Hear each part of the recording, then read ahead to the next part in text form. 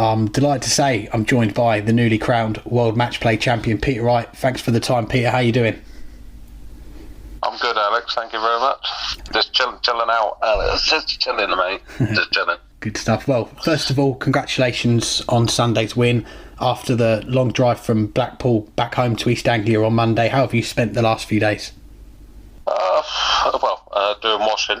We're about 10 days, 12 days of washing. So, and then obviously unpacking the car because we always take loads of stuff with us. And obviously we had Joe there. Obviously we went to London first and dropped her off for her back operation, and then she got an ambulance up to come and meet us out at Blackpool. So the car was chock-a-block. Well, let's look back on the last week. 104 average for the tournament. Only Phil Taylor has averaged more in a World Matchplay. Just how proud are you of your week's work in Blackpool? Yeah, there's some good averages there. Obviously, some of them didn't feel like they were good averages, but they were, And I had one bad one, which was 99. But yeah, I thought obviously I performed pretty steady throughout the tournament, which you've got to be consistent and steady to win tournaments. You can't just have flashes of brilliance in one round, do 110 one round, and then do a 90 or 95, or you're going to get beat, 96, something like that. So you have to be pretty ultra consistent. I know you're a player that sets a very high standard for yourself, but we've got to mention that semi-final against Michael van Gogh in the 110 average. Michael came back at you, he got it back to two legs a couple of times before you pulled away. I mean, looking back now, do you rate that as the best performance of your career? It wasn't my best performance, but on TV, I suppose the way I felt and the way he played against me, and the way I dealt with him and answered his, of his game coming back at me, I've done okay. But I played him in the straw tournament in the final the week before, and he had 106 average there, and I had 108. But he came back at me in that match, so I knew I had plenty more to come. It's just whether it works on stage or not, And you were emotional after that win. You mentioned on Sky you promised your wife Jo that she could come to the Winter Gardens if you made the final. How much did that mean to you, having her with you in the crowd again for the final? Yeah, obviously it meant a lot, obviously, but she's been through and everything's been horrible, and hopefully, we're turning the corner. If not, we got maybe have another back surgery if this one doesn't work. So, she struggled to make it to the darts on that day, as well as she had a really bad morning and afternoon as well. So, but she obviously she didn't want to.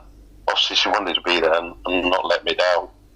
But I did say to her, stay and watch it on TV. You're fine, It's no, I want to be there. So, it was dedicated to Joe, obviously. And obviously when I sent it to, this trophy's for Joe, and then looked over and standing on the corner, and she just started bursting into tears, and then that obviously set me off. So it was her fault. I had it under control, well, sort of under control. Yeah.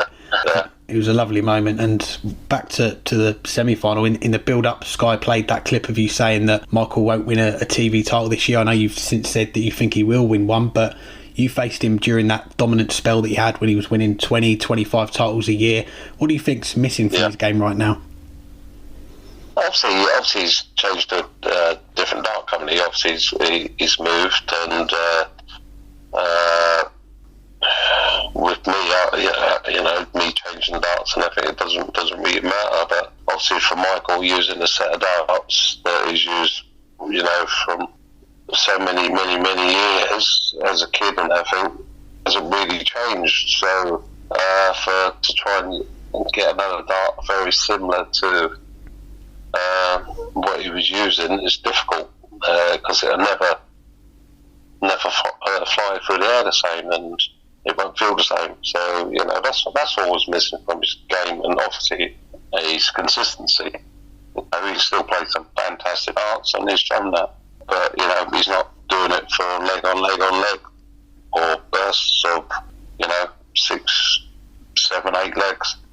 I don't know if you heard after the game, but a line that John Part said in the commentary during that game, he said that MVG is getting a taste of the dish that he served to Peter for so long. You've won the last 2 big meetings, I guess, the World Final, the World Matchplay semi-final. That must give you a lot of satisfaction to get those wins. Yeah, obviously, to beat Michael in any tournament, even if it's a 4 tournament, or if it's Tiddlywinks, Do you play like that? Not yet, but we might do. So, but just to beat Michael in general it's very difficult, and you have to have the right mindset, and you've had to put the right sort of practice in, and you've got to have the right belief. But from future for me, I think it's only going to get better against him. Obviously, he's going to get better, or he's going to have to get better, because my standards are raising still. So that's what I'm looking at. Yeah, they definitely are. And the final was against Dimitri van der Berg, and it's well known by now that he stayed at the right household during that first lockdown. What were your favourite memories, I guess, during that time when Dimitri stayed with you that have stuck with you? He's just, he's a young man, he's a gentleman, and he's hungry to be a champion. He had the pleasure of me having the world champion trophy here, and him seeing it, personally, and and see what I've achieved in the darts, and it just gave him a taste of, I want some of this, he goes. So, but I know I need to put the hard work in, and while he was here, every night he was practicing, and that's why he went and won the match play. I wasn't practicing much, plus obviously behind closed doors, which I didn't enjoy. But he dealt with that, and then he proved in Blackpool it doesn't matter if it's behind closed doors or with a crowd, that he can still do both. And hats off to him. He's a future world champion. He's already a double world champion, youth champion, but it won't be long before he's lifting the big trophy up. Absolutely, yeah, echo that. And we could tell after the final as well that the bond that you two have made during that lockdown, you've kept it. What's it like now on the tour, playing each other and still being very good friends off the hockey as well? Obviously, it's very difficult, because obviously you tell him, you give him advice, is whether he takes the advice on certain things to do and certain shots, and how I practice, and whether he takes that into his game, which he has done. The same sort of practice routine to get ready, and obviously he's got his own stuff as well as that on top. I forgot what the question was now. What's it like on the tour now? Obviously, you're playing each other in a big final like you've just had, but obviously you're still good friends as well off the hockey, putting that to one side. Yeah. We obviously when we are still good friends, but when it comes to playing a match, you got to forget all that. It's very difficult. You forget that. You got bills to pay and stuff like that, and it's just survival of the fittest. Who can hit that double and game shot before the other man does. Definitely. Well, we've got to give a mention to Lee at Red Dragon. I know he's been pestering you this week for us to set this chat up. He made the darts that won you the World Championship. I assume he made the darts that won you the World Matchplay. Which ones do you prefer? I prefer these gold ones. Yeah, definitely. And as we know, you've been known to tinker with your dart setup from time to time. I don't think many people talk about it. You're looking for that extra percent, but is part of it also to keep hungry? You've been playing darts for a long time now. Does it help with the motivation to try different sets of darts? Yes, definitely. Obviously, I've tried many sets, and obviously I've gone back to these diamonds, but the coating on them and just the way they look in the board, and they fly different completely. I don't know why, they just do. Even Simon at Red Dragon, he's phoned them and he goes, they just fly totally different. It's like crazy. Why? Somebody got the gold coating on them, and it's, I don't know what it is. But yeah, so but I did message Lee about tweaking them, so I might have a set that's very similar to them but tweaked from the front, and just to see, just get it out of my head, see if I do, it might improve it even more, so we'll see. We shall see. Well, let's look ahead then. A lot of talk since you won on Sunday about the world number one spot, obviously occupied by Going Price at the moment. I don't know if you've been made aware, but provisionally you're now £750 behind Going for that provisional spot of the top seed at Ali Pali. Have you got your eye on that? What, we're in the Ali Pali again? I've already said I'll be ready, fired up to win that. But yeah, I can get to number one by with the form I'm in. As I say, I'm only going to get better over the next couple of weeks. So as long as you get a little bit of luck, somebody misses a double or something like that to take you out, and then you punish them. Why can't I go and win the Grand Prix? And why can't I go and retain the Europeans and and the Grand Slam as well? So I've been to the final twice, and so what? Oh, there's only been 10 number ones in the PDC, no Scotsman yet. What would it mean to you to get to the top of the rankings? Oh, no, I didn't know that. So yeah, well, I'm going to push even further now to make sure. So yeah, I'll definitely get to number one. Oh, you can have that one on us. Well, speaking of Scotland, the last time we spoke, you caught me by surprise when you said that you wouldn't be playing for Scotland in the World Cup. It's coming up soon in September. Have you made a decision on that one yet? Yeah, I'm definitely playing.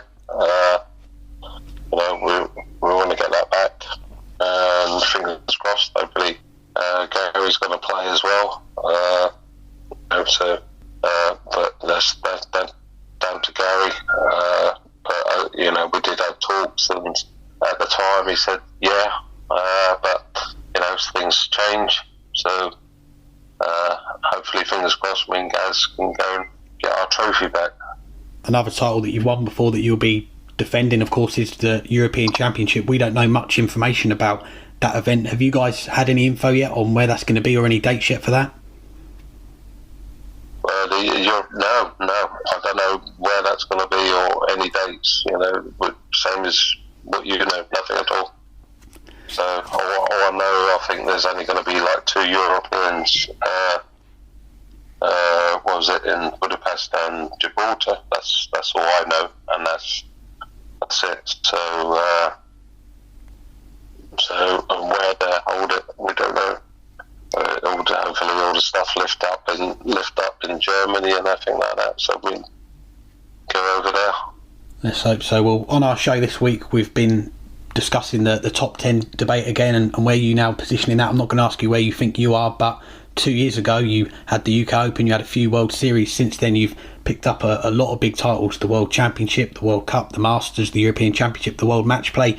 You've had a big surge the last couple of years of these big titles. You must be pleased with how the last couple of years have gone. Yeah, obviously I'm still glad. Obviously just glad that I'm enjoying the game and playing against the best players in the world, and upsetting a few of them. For a guy who just like the darts for fun, and to entertain the crowd, and just that's my main job. And if I can pick up some titles on the way through, enjoy myself, that's a bonus. Glad to hear. Well, when we spoke at your old home in Mendham 6 years ago now, you mentioned that you wanted to play until you were 60. Is that still the plan? I'm going to play until I'm fed up. with it. It might be 65, it might be 70, you know. Coming across the stage at that age, though. Zimmer frame, maybe. Well, the restrictions they're easing in England now. Last night, the league that I play in, the Stowmarket Darts League, we had our first game in 18 months and I won 2 of my 3 games. I think I'm ready for a rematch. Will you do me the honour of playing me again?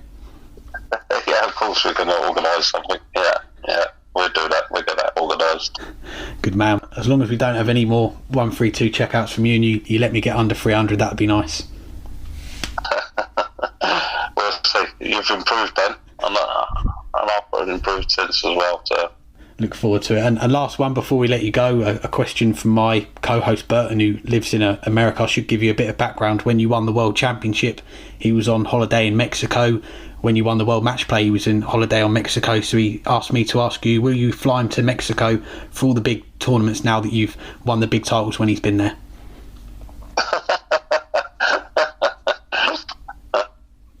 That's very good. Make sure when I'm at the World Championships, he's in Mexico. Okay. All right. I shall pass that message on to him. I'll send him by freight. I'm sure he'll appreciate that. Well, Peter, it's always an immense pleasure to have some of your time. I'm very grateful for it, and congratulations again on the win. And I'll keep on the practice board as long as you do, and I look forward to that game very soon. All right then, Alex.